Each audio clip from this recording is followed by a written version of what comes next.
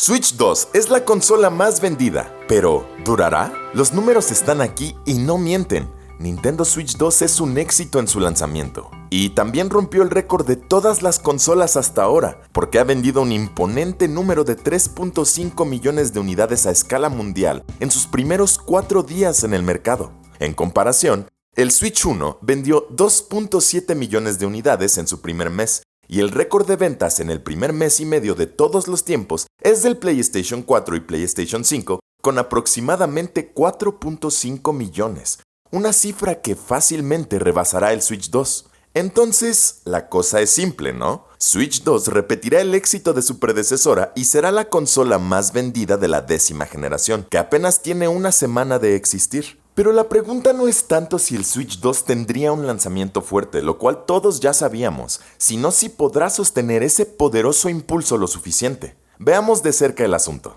En primer lugar, hay que reconocer que Nintendo ha aprendido de sus errores en el pasado, y este aprendizaje ha dado frutos. Recordemos que el fracaso del Wii U se debió no solo a que la idea de una consola con segunda pantalla era prematura, sino al simple error de no llamarle Wii 2, por lo que millones de consumidores casuales simplemente creyeron que el Wii U era un aditamento para el Wii, no su sucesora. Más aún, Wii U eligió innovar de manera más bien prematura, y en lugar de dar continuidad con su poderoso predecesor, cambió un concepto que muchos creen que todavía tenía algo de potencial. El resultado fue una consola con ventas desastrosas, con 13.5 millones de unidades totales, un número que el Switch 2 hará polvo en unos meses. En contraste, y como mencionamos en videos anteriores, la estrategia de Switch 2 es similar a la del Super Nintendo, que era obviamente una mejora clara, pero también un sucesor directo del Nintendo original, y como tal,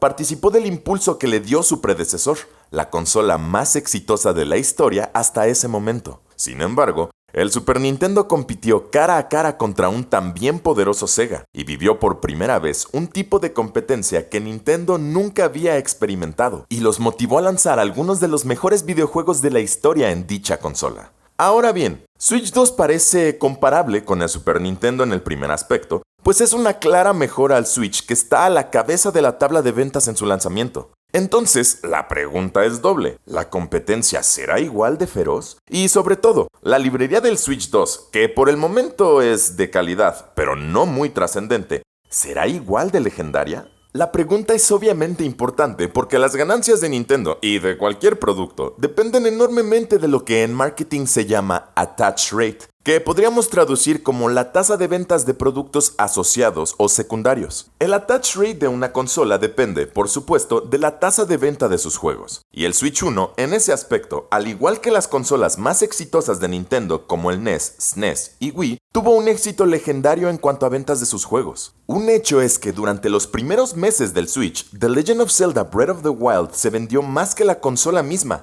Y no nos referimos a la versión de Wii U, nos referimos a la versión de Switch, porque el hype del juego era tan grande que hubo gente que se compró el juego antes de poder siquiera comprar una consola. Esto indica que era un software revolucionario, que incluso garantizaba éxito por encima de la tasa de ventas de su hardware. Evidentemente, a menos que veamos pruebas, esto no se repetirá con Mario Kart World, pero tampoco significa que Mario Kart World no sea una buena inclusión. La pregunta es si el impulso podrá mantenerse no ya digamos en los meses iniciales, sino en los años por venir.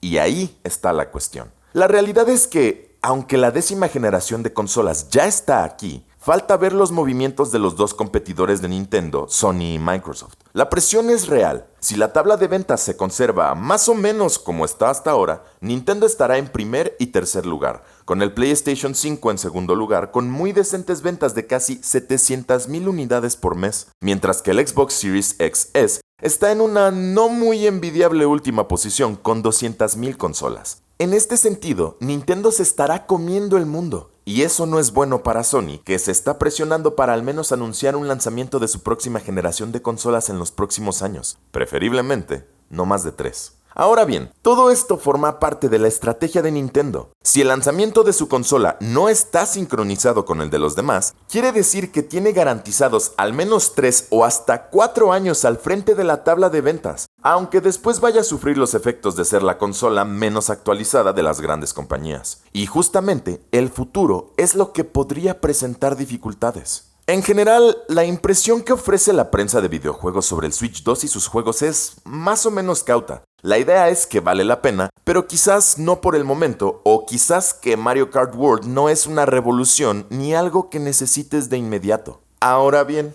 el mercado parece ir en dirección opuesta a esta impresión de cautela, pero sí debemos recordar que toda consola agota su inventario en su lanzamiento, a menos que sea un absoluto despropósito como el Ouya, el Cibo o el Jaguar de Atari. El problema es lo que viene después de la luna de miel, y aquí realmente creemos que Nintendo necesita o un videojuego vendeconsolas muy pesado, o algo que consolide el impulso inicial del Switch 2, que ciertamente es bastante poderoso. Y lo necesita urgentemente. Algo grande, como un nuevo Mario, Zelda, Metroid, una nueva franquicia que cambie el juego o una franquicia existente que de manera inesperada se convierta en caballo de batalla de la consola. Por ejemplo, el combo de pandemia Animal Crossing New Horizons fue una bendición para el Switch. Un juego social, optimista y adictivo en medio de un encierro obligatorio que nos quitó casi 2 años de vida. Fue un coloso vendeconsolas como ningún otro en esas circunstancias. En resumen, Switch 2 necesita lo que en mercadotecnia del cine se llama poste de tienda o tentpole, es decir, un producto tan fuerte que sostenga las ventas de otros productos menos poderosos que en videojuegos y software se ha llamado Killer App. Un ejemplo clásico fue la franquicia Avengers de Marvel para el cine y en los videojuegos fue Super Mario Bros. En el NES.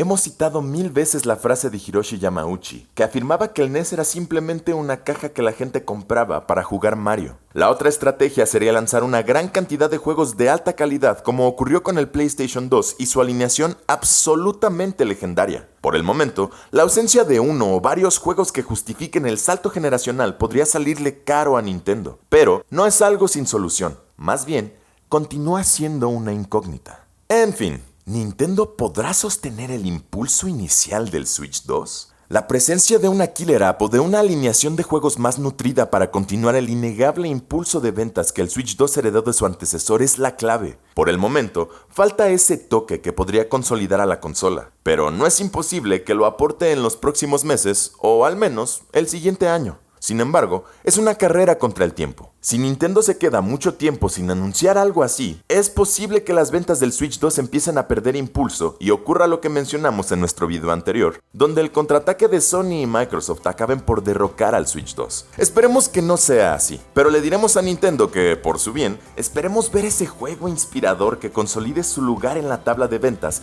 y que eso sea más pronto que tarde. Pero bueno, no olvides comentar, dar like y suscribirte para el mejor comentario sobre la industria de los videojuegos solo aquí en Level Up. ¡Nos vemos!